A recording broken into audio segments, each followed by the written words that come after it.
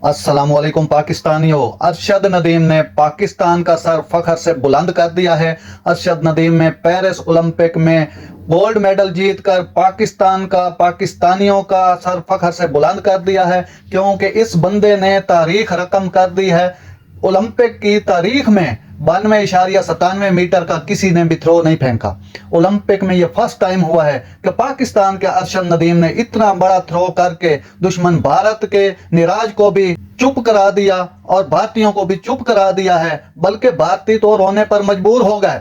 India के तमाम channels पर वो हमारी हार देखना चाहते थे, लेकिन अरशद नदीम ने उन सब को रोने पर मजबूर कर दिया और इंडियन मीडिया अब तक इसी बात को लेकर रो रहा है कि ये गोल्ड मेडल हमारे निराज ने पिछली बार भी जीता था, तो अब भी हमने जीतना था, तो पाकिस्तान के अरशद नदीम क्यों जीते। ये जनाब बहुत बड़ी अचीवमेंट है पाकिस्तान की, जो अरशद नदीम ने ये गोल्ड मेडल जीता।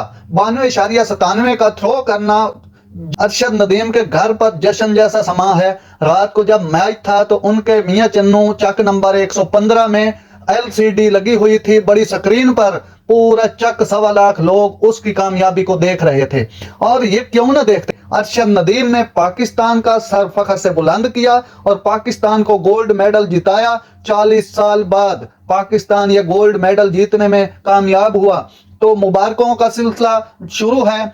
क्रिकेटर भी दे रहे हैं, फिल्म स्टार भी दे रहे हैं, हुकूमत के जो आला ओहदेदार हैं वो भी मुबारकें दे रहे हैं अरशद नदीम को, क्योंकि अरशद नदीम ने ऐसा कारनामा सर अंजाम दिया है कि पाकिस्तानी कौम उसको मुबारक दे रही है और उसका आने का इंतजार कर रही है कब पाकिस्तान पहुंचे और उसका इस्तेमाल जोश और खरोश से किया जाए।